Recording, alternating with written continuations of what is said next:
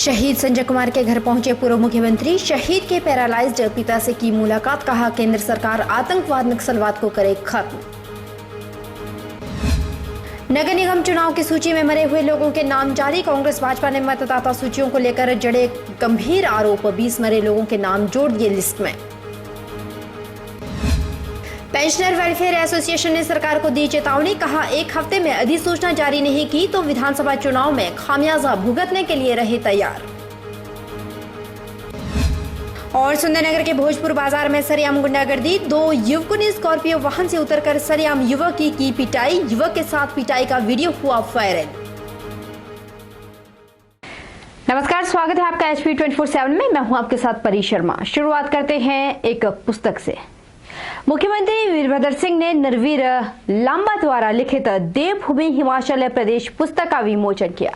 पुस्तक ग्रामीण पर्यटन बागवानी क्षेत्र में किए गए अनुसंधान कार्य और हिमाचल प्रदेश की समृद्धि सांस्कृतिक धरोहर पर प्रकाश डालती है। बता दें कि मुख्यमंत्री शिमला जिला के जुब्बल से संबंध रखने वाले लेखक के प्रयासों की सराहना की और युवा व उभरते लेखकों से लांबा जैसे अनुभवी रचनाकार से प्रेरणा लेने और राज्य की संस्कृति के संरक्षण के लिए कार्य करने को कहा। छत्तीसगढ़ नक्सली हमले में शहीद हुए संजय कुमार के घर पर प्रेम कुमार धूमल ने दस्तक दी। इस मौके पर शहीद के पैरालाइज्ड पिता से भी मुलाकात की। परिवार से मिलने के बाद धूमल ने केंद्र सरकार से आतंकवादियों और नक्सलवादियों के खिलाफ कड़ी कार्रवाई और शहीदों को पूर्ण मान सम्मान दिया जाने का भी आग्रह किया। हाल ही में छत्तीसगढ़ के सुकमा में हुए नक्सली हमले में 25 जवान शहीद हुए थे, जिनमें पालमपुर के साथ लगते गांव चचिया के शहीद संजय कुमार भी शहादत को गले लगा लिया। संजय कुमार के पिता भी CRPF से रिटायर्ड है। शहीद संजय कुमार की शहादत पर हिमाचल प्रदेश के पूर्व मुख्यमंत्री प्रेम कुमार धूमल ने संवेदना जाहिर की। शहीद संजय कुमार के भाइयों का कहना है कि उनके भाई की शहादत को बेकार नहीं जाने दिया जाएगा और सरकार को भी चाहिए कि आने वाले समय में नक्सलवाद को जड़ से खत्म कर देना चाहिए ताकि देश के और सिपाही शहीद ना हो। संजय कुमार के घर पर प्रेम कुमार धूमल के साथ देहरा के विधायक ठाकुर रविंदर सिंह रवि भी पहुंचे। सुकमा के शहीद को श्रद्धांजलि देने के लिए हम लोग यहाँ आए थे। देश के लिए बहुत बड़ी कुर्बानी दी गई है। हम भारत सरकार से आग्रह करते हैं कि आतंकवादियों नक्सलवादियों के खिलाफ सख्त कार्रवाई हो। प्रेम कुमार धूमल ने शहीद के परिजनों को संवेदना जाहिर करते हुए कहा कि प्रदेश सरकार को शहीद के परिजनों की आर्थिक मदद करनी चाहिए, यथासंभव प्रयास करना चाहिए ताकि शहीद के परिवार को मुश्किल न आए। प्रेम कुमार धूमल ने कहा कि संजय कुमार ने बहुत बड़ी शहादत दी है और केंद्र सरकार से आग्रह किया कि आतंकवादियों और नक्सलवादियों के खिलाफ कड़ी कार्रवाई होनी चाहिए। इतना ही नहीं, धूमल ने यहाँ तक कह दिया कि शहीदों को पूर्ण मान सम्मान दिया जाना चाहिए। साथ ही धूमल ने यह भी कहा कि शहीद संजय कुमार की पत्नी को सरकारी नौकरी भी दिलाने का प्रयास किया जाएगा। शहीदों के परिवारों को पूरा मान सम्मान मिले। प्रदेश सरकार भी उनकी समस्या को समाधान करने में पूरा सहयोग दे। देश में कोई भी प्राकृतिक आपदा अगर आती है तो लोग डर जाते हैं, जिससे से अधिक नुकसान हो जाता है। प्राकृतिक आपदा से कैसे बचा जा सके, इसके लिए मंडी के ITI में भटिंडा से आई 7th NDRF की टीम ने बच्चों को जागरूक किया और यह भी बताया कि कैसे प्राकृतिक आपदा के समय खुद को और दूसरों को बचाया जा सकता है। एक रिपोर्ट। ये तस्वीरें हैं मंडी ITI की, जहां पर 7th NDRF के ये जवान बता रहे हैं कि कैसे डिजास्टर से बचा जा सके। इन तस्वीरों में आप देख सकते हैं कि डिजास्टर के दौरान कैसे अंदर फंसे हुए लोगों को बाहर निकाला गया, कैसे बेहोश लोगों को बचाया गया और कैसे एक दूसरे की मदद की जा सकती है। आप इन तस्वीरों में साफ देख सकते हैं। आप देख सकते हैं इस तरह से आप देख सकते हैं कि हमें XYZ की तरह के भी हमें विक्टिम मिल सकते हैं। कोई भी आपदा आती है उसके लिए रेस्क्यू ऑपरेशन चलाया जाता है ताकि कम से कम नुकसान हो सके और जल्द से जल्द ऑपरेशन को सक्सेस किया जा सके। इसी रेस्क्यू का एक हिस्सा मंडी में भी बच्चों को बताया गया। इस मौके पर इंस्पेक्टर राम कुमार मालवीय ने बताया कि हम लोग 7th NDRF बठिंडा पंजाब से आए हुए हैं और मेरे साथ 2 सब इंस्पेक्टर कमल किशोर और मंटू कुमार सिंह है और हमारे साथ 33 जवान हैं जो कि हम लोग पूरे मंडी डिस्ट्रिक्ट में प्रोग्राम्स दिखा रहे हैं और अभी तक हमारे 5 प्रोग्राम हो चुके हैं जो कि कुदरती आपदा डिजास्टर के बारे में हम लोग प्रोग्राम दिखा रहे हैं और NDRF की टीम इस कुदरती आपदा में किस तरह से रिस्पॉन्स करती है और इस प्रोग्राम को दिखाते हुए हम बच्चों को ये भी सिखा रहे हैं कि उन्हें डिज़ास्टर के दौरान किस तरह से अपने आप को भी बचाना है, उसमें भी हमने ये प्रोग्राम में इंक्लूड किया है।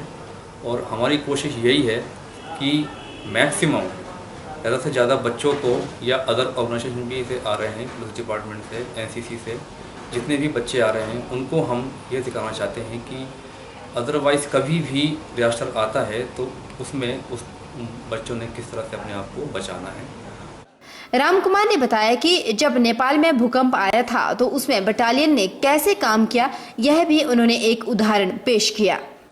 और इसमें हमने एक एग्जांपल भी बताया कि जब नेपाल में अर्थक्वेक आया था, उस अर्थक्वेक की स्थिति में NDRF की टीम ने किस तरह से काम किया था, उसका भी हमने छोटा सा प्रदर्शन इस डेमोन्स्ट्रेशन में दिखाया।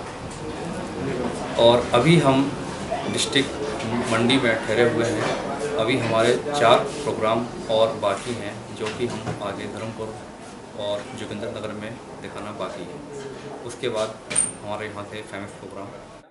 गौर है कि नेपाल में कुदरती मार यानी भूकंप के दौरान जहां करोड़ों की संपत्ति को नुकसान हुआ था, वहीं कई जिंदगियां भी लीन गई थी।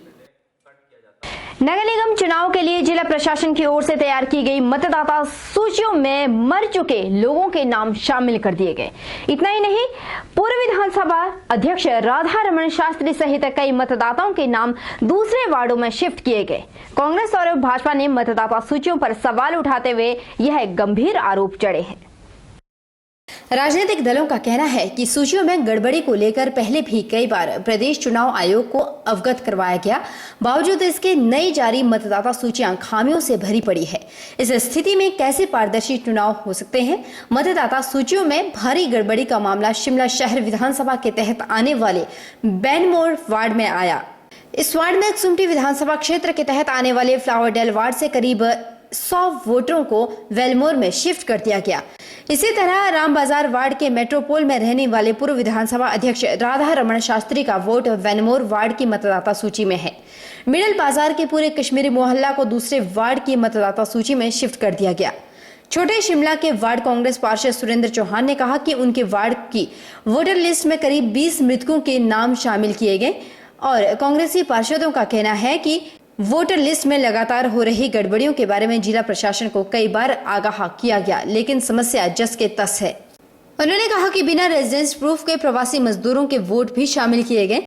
उधर जिला प्रशासन का कहना है कि बिना चुनाव आयोग की अनुमति के बिना जारी की गई अंतिम सूची को किसी भी सूरत में संशोधित नहीं किया जा सकता।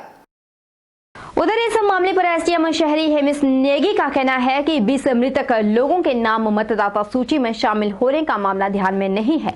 इस तरह दूसरे वार्डों में शिफ्ट हो गए वोटों के बारे में भी उनके संज्ञान में कोई मामला नहीं आया। अगर ऐसा पाया गया तो इसकी वह जांच करेंगे। चलिए आपको बताते हैं क्या कह रहे हैं पार्षद। छोटा शिमला वार्ड कांग्रेस पार्षद सुरेंद्र ठाकुर का कहना है कि इस वार्ड में करीब 20 मरे हुए लोगों के नाम जोड़ दिए गए। यह नियमों के विरुद्ध है। वोटर लिस्ट बनाने का काम कम से कम 6 महीने पहले शुरू कर दिया जाना चाहिए था। रुलभट्टा वार्ड की भाजपा पार्षद सरोज ठाकुर ने बताया कि जारी वोटर लिस्ट में प्रवासी मजदूरों के सैकड़ों फर्जी वोट बनाए गए हैं। बिना रेजिडेंस प्रूफ के नए मतदाताओं को शामिल किया गया, बिना फोटो के नाम दर्ज किए गए। यह फर्जीवाड़ा नहीं है तो क्या है? उधर मल्याणा वार्ड पार्षद कुलदीप ठाकुर ने भी यह कहा कि कुसुम्पटी शकराला मल्याणा पंचायत के वोट मल्याणा वार्ड के 2 बूथों में डाल दिए। ऐसे में सैकड़ों लोगों के नाम सूची से गायब है। प्रारूप सूची में और अंतिम सूची में कोई संशोधन नहीं किया गया। उधर शिमला शहर के विधायक सुरेश भारद्वाज ने कहा कि मतदाता सूचियों में अब भी भारी गड़बड़ियां हैं। मल्याणा वार्ड के वोटर बैनमोर वार्ड में डाल दिए गए हैं। कश्मीरी मोहल्ला पूरा ही गायब कर दिया गया, दूसरे वार्ड में डाल दिया। पूर्व विधानसभा अध्यक्ष राधा रमण शास्त्री का नाम मेट्रोपोल से हटाकर बेनमोर वार्ड में डाल दिया। मतदाता सूचियों में भारी गड़बड़ियों को लेकर प्रशासन और प्रदेश चुनाव आयोग को पहले ही आगाह कर दिया गया था। बावजूद इसके नई सूचियों में भी भारी गलतियां हैं। वक्त एक छोटे से ब्रेक के उस पार आपको बताएंगे कि किसका जन्मदिन कहां पर मनाया गया।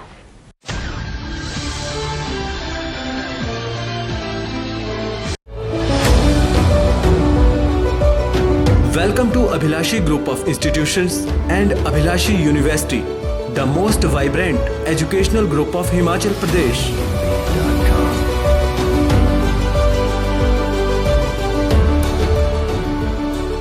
Abhilashi Group gives an opportunity to all its students for better learning.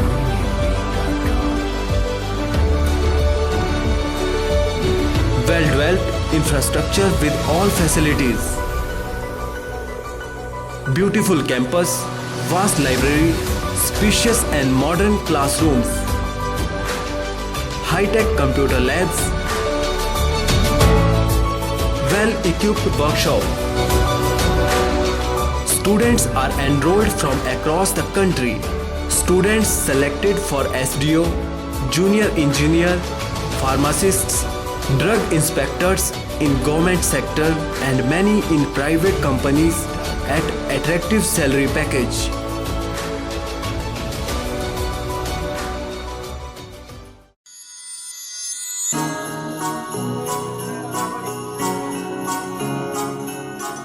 Brinda jewellers, सोने व चांदी में एक विश्वसनीय स्थान। यहाँ आपको मिलेंगे 23 कैरेट व हॉलमार्क के शुद्ध गहने। बृंदा ज्वेलर्स में आप सोने व चांदी के उच्च गुणवत्ता के आभूषण एक से बढ़कर एक डिजाइन में खरीद सकते हैं, वो भी उचित रेंज में। हमारे यहाँ ग्राहकों का विशेष ख्याल रखा जाता है। बृंदा ज्वेलर्स शोरूम में आपको मिलेंगे फैंसी सेट, कानों के झुमके, बालियां, अंगूठियां, नग, चूड़ियां इत्यादि, वो भी अलग ही अंदाज में। हमारे यहाँ लैब से टेस्टेड ग्रहों से जुड़ी राशि के नग भी उपलब्ध है। बृंदा ज्वेलर्स में आपको विवाह, शादी व त्योहारों पर भी विशेष छूट दी जाती है। तो देर मत कीजिए, आज ही पहुँचे बृंदा ज्वेलर्स, सोने व चांदी में एक विश्वसनीय स्थान। संपर्क 2/11 लाल भवन बिल्डिंग, सिरी बाजार, मंडी, हिमाचल प्रदेश। बृंदा ज्वेलर्स की मंडी में महज एक ही शाखा है, बाकी कोई भी शाखा नहीं है।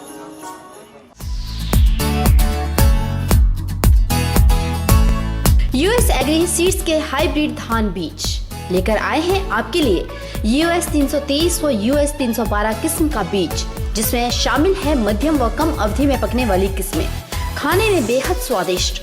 हिमाचल प्रदेश की जलवायु के अनुकूल US 323 व US 312 किस्म हिमाचल प्रदेश कृषि विश्वविद्यालय पालमपुर द्वारा प्रमाणित बीज। खेती ऐसी लहराएं जो US एग्री सीड के हाइब्रिड धान बीज लगाए। तो भूल न जाना उच्च गुणवत्ता के US एग्री सीड के US 323 व US 312 धान बीज ही लाना। थोक व परचून के लिए संपर्क करें KD seed house, BBMB colony, Sundernagar, जिला मंडी, हिमाचल प्रदेश। डलहौजी में नगर परिषद अध्यक्ष मनोज चड्ढा का जन्मदिन मनोज चड्ढा के समर्थकों ने केक काटकर मनाया। इस दौरान मनोज चड्ढा के कई समर्थक मौजूद रहे। कार्यक्रम की अध्यक्षता नगर परिषद डलहौजी के उपाध्यक्ष प्रवीण कुमार ने की और मनोज चड्ढा के समर्थकों के साथ केक काट मनोज चड्ढा का जन्मदिन हर्षोल्लास के साथ मनाया। समर्थकों और कार्यकर्ताओं ने एक दूसरे को केक खिलाकर खुशी मनाई तथा हर क्षेत्र में सफलता की कामना की। इस अवसर पर पार्षद हरप्रीत सिंह, अजय चौहान, हरीश महाजन, मनोहर लाल, विकास कुमार आदि मौजूद रहे। आज मनोज चड्ढा जी के जन्मदिन के उपलक्ष्य में आज उनके समर्थकों ने यहाँ पर डलहौजी में केक काटकर उनकी उम्र की शुभकामनाएं करते हैं ताकि भगवान उनको लंबी उम्र बख्शे और डलहौजी के तमाम वर्कर उनकी खुशी की लहर है कि आज उनका जन्मदिन है। Wish him luck and many happy returns of the day. Happy birthday, Mr. Chadha. चलिए बात कर लेते हैं पेंशनरों की, जिन्होंने एक चेतावनी दी है। चेतावनी क्या है आपको बताते हैं। 17 दिसंबर 2016 को पेंशनरों के लिए प्रदेश सरकार ने एक फैसला लिया था कि पेंशनरों को 15% पेंशन में इजाफा किया जाएगा, लेकिन सरकार का वो फैसला महज कागजों में ही सीमित रहा। इसकी अभी तक सरकार ने कोई भी अधिसूचना जारी नहीं की। अगर सरकार ने एक हफ्ते के भीतर इसकी अधिसूचना जारी नहीं की तो इसका खामियाजा भुगतने के लिए सरकार को तैयार रहना पड़ेगा। यह हम नहीं कह रहे, बल्कि यह चेतावनी दी है पेंशनर वेलफेयर एसोसिएशन मंडी ने। मंडी में पेंशनर वेलफेयर एसोसिएशन द्वारा बैठक का आयोजन किया गया, जिसमें कई मुद्दों पर चर्चा की गई। लेकिन बैठक के दौरान जो मुख्य मुद्दा था वो था 17 दिसंबर 2016 को पेंशनर के लिए प्रदेश सरकार द्वारा लिया गया एक बड़ा फैसला, जिस पर अभी तक कोई भी कार्यवाही अमल में नहीं लाई गई। पेंशनरों के मुताबिक अभी तक सरकार ने कोई भी अधिसूचना जारी नहीं की। उन्होंने सरकार को खुली चुनौती देते हुए कहा कि अगर सरकार एक हफ्ते के भीतर अधिसूचना जारी नहीं करेगी तो इसका खामियाजा सरकार को और सदर के चुने हुए नुमाइंदों को, जो इस वक्त मंत्री पद पर तैनात है, को भी चुनाव में भुगतना पड़ सकता है। मैंने जिला की तरफ से निर्देश दिया है कि मैंने अपने जिला मंडी के समस्त राजनीतिज्ञों को अवगत करा दिया है अपने टेलीफोनिकली कि अगर जो 17 दिसंबर 2016 को जो पीटर हाउस में माननीय मुख्यमंत्री महोदय ने 5, 10, 15% की घोषणा की थी मूल पेंशन में मिलाने की, उसकी कोई भी अधिसूचना आज तक जारी सरकार ने नहीं की है, जिसकी आज सरकार के खिलाफ बहुत रिजेंटमेंट है। अगर एक हफ्ते के अंदर हिमाचल सरकार ने हमारी अधिसूचना जारी नहीं की तो हम सरकार के विरोध में हर कठोर से कठोर कदम उठाने के लिए तैयार हैं। ये मंडी जिला का फैसला है, ये मैं सरकार को अवगत करा देना चाहता हूँ। हिमाचल सरकार ने भले ही ग्रामीण क्षेत्रों को खुला शौच मुक्त कर दिया हो, लेकिन हिमाचल के शहर स्वच्छता के मामले में अभी भी गांवों से फिसड़ी है। स्वच्छता को लेकर शिमला का साल भर से 20 अंक लुढ़कर 47वें और कुल्लू का 259वें नंबर पर रहना इस बात का संकेत देता है कि हिमाचल के शहर स्वच्छ नहीं है। रैंकिंग के लिए 52 शहरों में से सिर्फ 2 ही शहर शिमला और कुल्लू का नाम भेजा गया था। इन दोनों निकायों ने अपने शहरों को स्वच्छ होने का दावा किया था। शहरी विकास विभाग से मिली जानकारी के मुताबिक स्वच्छता को लेकर हर साल शहरी निकायों से आवेदन मांगे जाते हैं। प्रदेश सरकार को सिर्फ 2 शहरों के ही आवेदन मिले हैं, अन्य शहरों से इसके लिए आवेदन ही नहीं किया गया। दूसरे केंद्र को भी उन्हीं शहरों का प्रस्ताव भेजा जाता है जो साफ सुथरे हों। शहरी विकास विभाग के निरीक्षण के बाद चूंकि केंद्रीय शहरी विभाग के अफसर शहरों का औचक निरीक्षण करते हैं, आपको बताते हैं क्या रहती है निरीक्षण की शर्तें। हर घर सीवरेज सुविधा से जुड़ा होना चाहिए। शहरों में सार्वजनिक शौचालय का निर्माण, घरों के आसपास और सार्वजनिक स्थानों पर गंदगी का ना होना, शहर में डोर टू डोर गार्बेज व्यवस्था लागू। विभाग को सिर्फ 2 शहरों के नाम मिले हैं। ये नाम केंद्र सरकार को भेजे गए थे।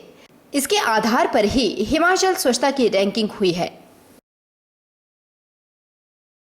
प्रदेश में बेरोजगार युवाओं को आईटीआई संस्थान रोजगार का सुनहरा अवसर प्रदान कर रहा है। इसी के तहत आज मंडी के आईटीआई में Mahindra and Mahindra limited company Haridwar द्वारा रोजगार मेले का आयोजन किया गया, जिसमें सैकड़ों लोगों ने भाग लिया। वैसे तो आईटीआई मंडी बेरोजगार युवाओं को रोजगार दिलाती ही रहती है, लेकिन अब की बार मंडी में जिस कंपनी ने रोजगार मेले का आयोजन किया उसमें हिमाचल प्रदेश के अलावा पड़ोसी राज्य पंजाब, यूपी, उत्तराखंड के युवाओं ने भी भाग लिया और साक्षात्कार दिए। इस मौके पर प्लेसमेंट अधिकारी दिनेश ने बताया कि महिंद्रा एंड महिंद्रा कंपनी द्वारा जिन लोगों का सिलेक्शन किया जाएगा उन्हें 12,000 के करीब सैलरी दी जाएगी और अन्य सुविधा भी दी जाएगी।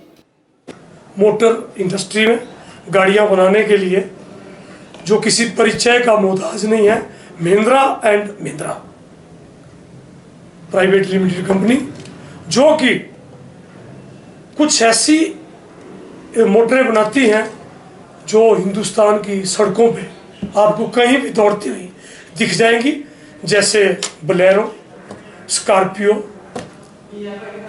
अभी जो है जो बड़े ट्रक हैं उसके क्षेत्र में भी महिंद्रा एंड महिंद्रा कंपनी कूद चुकी है। और आज जो यहाँ इंटरव्यू रखी हुई है महिंद्रा एंड महिंद्रा के जो हरिद्वार उत्तराखंड में इनका प्लांट है, उसके लिए इन्होंने आज मंडी में इंटरव्यू रखी है। और आईटीआई मंडी में इनका ये तीसरा प्रयास है। यहाँ से प्लेसमेंट करने का। और महिंद्रा एंड महिंद्रा जो आज सिलेक्ट करेगी उन लोगों को जो है लगभग 12,000 के करीब जो है सैलरी देगी, लेकिन उसमें EPF कटेगा, एक टाइम का जो खाना सब्सिडरी मिलेगा, अदर्स ट्रांसपोर्टेशन वगैरह काट के 9,094 रुपीज इन कैश हैंड, उसमें कोई कट नहीं होगा। इन कैश हैंड 9,094 रुपये कंपनी सिलेक्टेड कैंडिडेट को देगी। दिनेश ने बताया कि आज इस इंटरव्यू में लगभग 350 युवाओं ने भाग लिया, जिसमें दूसरे राज्यों के लोग भी शामिल हुए। आज लगभग 350 युवा जो हैं अब तक वहाँ इंटरव्यू देने के लिए बैठे हुए हैं। कंपनी की पहले चरण में जो है सबका रिटन टेस्ट जो है वो ले रही है, और रिटन टेस्ट जो क्लियर करेंगे उन लोगों का बाद में जो है साक्षात्कार करेगी कंपनी। और कुछ लोगों को 25 लोगों को जो है जो आज चयनित होंगे, एक बहुत बढ़िया मौका उनके लिए, उनको जो है परसों यानी 10 तारीख को ही कंपनी के हरिद्वार के प्लांट में ज्वाइन करना है। आज सिलेक्ट होंगे और यहीं उनको उनके चयन का प्रमाण पत्र देके जो है 10 मई को सुबह 10 बजे वहाँ ज्वाइन करेंगे। गौर है कि Mahindra and Mahindra company Mandi ITI में तीसरी बार प्लेसमेंट के लिए आई है। इससे पहले भी राज्य से कई युवाओं को रोजगार मुहैया करवा चुकी है। वक्त एक छोटे से ब्रेक के उस पार आपको बताएंगे कि कहां पर खुलेआम दिन दिहाड़े सरेआम होती है मार पिटाई एक युवक के साथ, और कैसे हुआ उसका वीडियो वायरल।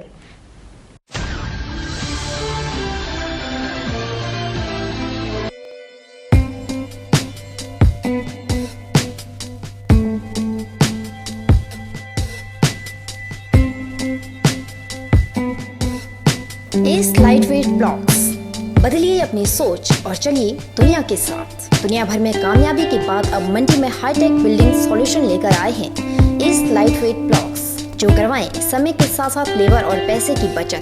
इसमें नहीं होती है रेत और सीमेंट मिलाने की जरूरत, और ईंटों की तुलना में भी बिल्कुल सस्ता। पाइए कम ढुलाई खर्च और कम लेबर में बेहतर परिणाम। भवन निर्माण में आए तेजी, प्लास्टर के खर्च से मिले राहत।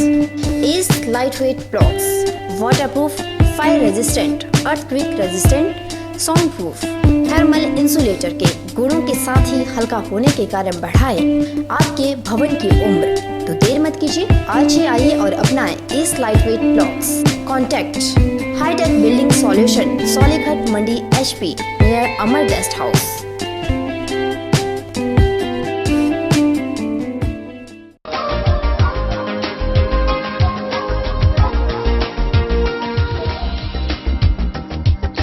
शादी ब्याह का सीजन हो या फिर कोई तीज त्योहार, मोती बाजार स्थित रतन सिंह सर्राफ एंड सन्स में हमेशा ही आभूषणों की चाहवान कुछ नया खरीदने की चाह में पहुंचते हैं। नए नए वैरायटी व नए स्टाइल के गहने एक से एक बढ़कर अनूठे डिजाइनों में आपको यहाँ मिल जाएंगे। 20 सालों से यहाँ आ रहे हैं और यहाँ पे हर टाइप की हर वैरायटी मिलती है, डिफरेंट टाइप के डिजाइन है, ऑन टाइम मिलता है और डीलिंग बहुत अच्छी है लोगों की। शादी का सीजन शुरू होते ही रतन सिंह सर्राफ एंड सन्स में ग्राहकों की तादाद देखते ही बन रही है। यह एक ऐसा ज्वेलरी शोरूम है जो मंडी में सालों से भरोसे और नए नए डिजाइन के लिए जाना जाता है।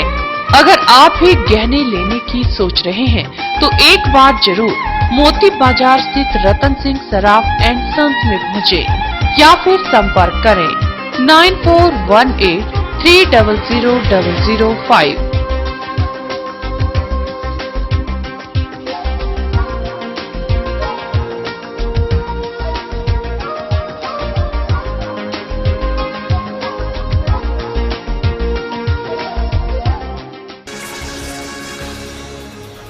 चलिए रुक कर लेते हैं आनी का। पारंपरिक एवं ऐतिहासिक 4 दिवसीय जिला स्तरीय आनी मेला क्षेत्र के आराध्य देवी देवताओं के आगमन के साथ ही शुरू हो गया। मेले में पधारने वाले मेला कमेटी अध्यक्ष एवं SDM आनी डॉक्टर CL चौहान व मेला देवी देवता स्वागत कमेटी के अन्य सदस्यों ने उनका पारंपरिक तरीके से भव्य स्वागत किया। मेले में सर्वप्रथम यहाँ के आराध्य गणपति देवता शमश्री महादेव ने देव वाद्य यंत्रों की धुन पर अपने सैकड़ों कारकुनों सहित पूरे लाव लश्कर के साथ शिरकत की और देव नृत्य कर माहौल को देव में बनाया। उनके बाद देवता देहुरी नाग, पनेवी नाग, युंगली नाग और ओलवा के कुल क्षेत्र महादेव ने शिरकत की। वहीं देवता शमश्री महादेव ने मेला मैदान में पहुंचने के बाद देव जोश में आकर मेला मैदान में देवताओं के बैठने के लिए सही स्थान न होने पर भी नाराजगी जताई, जिस पर मेला कमेटी अध्यक्ष डॉक्टर CL चौहान व अन्य सदस्यों ने देवता से इसके लिए माफी भी मांगी और आने वाले दिनों में धन का प्रावधान होने पर देवताओं के लिए सही स्थान बनाने का भरोसा दिलाया। उधर मेले के शुभारंभ पर स्थानीय स्कूली बच्चों के अलावा सूचना एवं लोक संपर्क विभाग कुल्लू के नाट्य दल के कलाकारों ने अपनी बेहतरीन प्रस्तुति से मेले में आए लोगों का भरपूर मनोरंजन किया।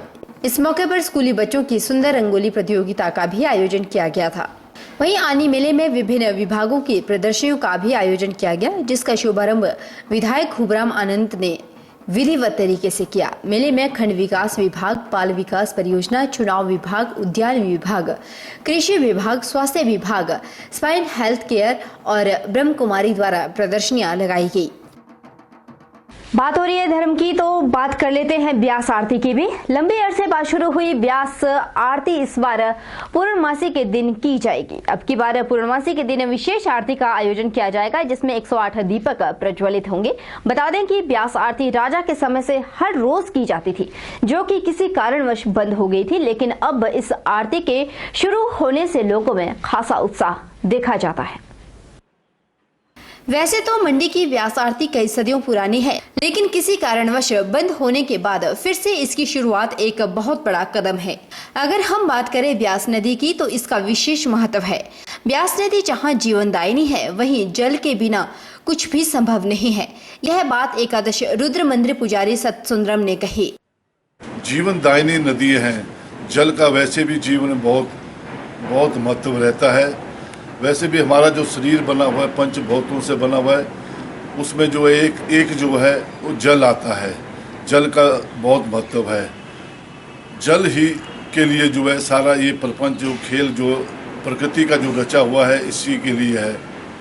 तो जल की महिमा महत्व को समझते हुए और नदियों की जो है स्वच्छता के ऊपर हम ध्यान देते हुए ये कार्यक्रम रखा जाता है कि ब्यास जी की आरती करें और उसमें हम लोग ये समझें कि नदी को जो है हमने साफ ढंग से रखना है, स्वच्छ बना के रखना है, इसकी जो महिमा है वो बना के रखनी है। ये कार्य सब लोगों के सहयोग से चलता है, सार्वजनिक कार्य है, तो इसके लिए सब लोगों से यही हमारी अपेक्षा है कि सब लोग इसमें अपना सहयोग दें। सतसुंदरम ने ब्यास आरती की जानकारी देते हुए कहा कि अब की बार ब्यास आरती में विशेष आरती की जाएगी। वहीं मंदिर में भगवान सत्यनारायण की कथा का आयोजन भी किया जाएगा और उसके बाद 7 बजे ब्यास घाट पर आरती का आयोजन किया जाएगा। उन्होंने लोगों से आवेदन किया कि ज्यादा से ज्यादा श्रद्धालु इस आरती में भाग लें और पुण्य के भागीदार बने। इस बार विशेष आरती मंगवाई गई है जिसमें 108 दीपक जलेंगे। उस आरती से जो है ब्यास जी की आरती की जाएगी।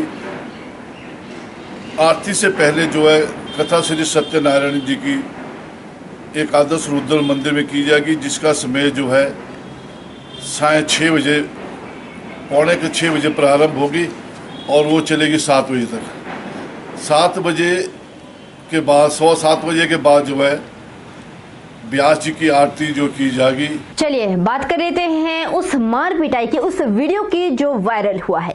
मंडी जिले के सुंदरनगर भोजपुर बाजार में उस वक्त लोग सन रह गए जब 2 युवकों ने स्कॉर्पियो से उतरकर सरेआम एक युवक को पकड़कर पिटाई की। युवक को पिटाई के बाद वाहन में बिठाने का भी प्रयास किया जा रहा था। चलिए दिखाते हैं आपको वो वीडियो। ये वही वीडियो है जिसमें आप देख सकते हैं कि कैसे युवक को मारा जा रहा है। जो 2 युवक इस युवक को मार रहे हैं, ये पीड़ित को गाड़ी में बैठने के लिए भी कह रहे हैं। वीडियो में आप साफ देख सकते हैं कि कैसे सरेआम गुंडागर्दी कर रहे हैं ये युवक। ये कौन थे, कहां से आए हुए हैं और क्यों भरे बाजार में इस युवक की पिटाई कर रहे हैं, अभी तक इस बात का खुलासा नहीं हो पाया।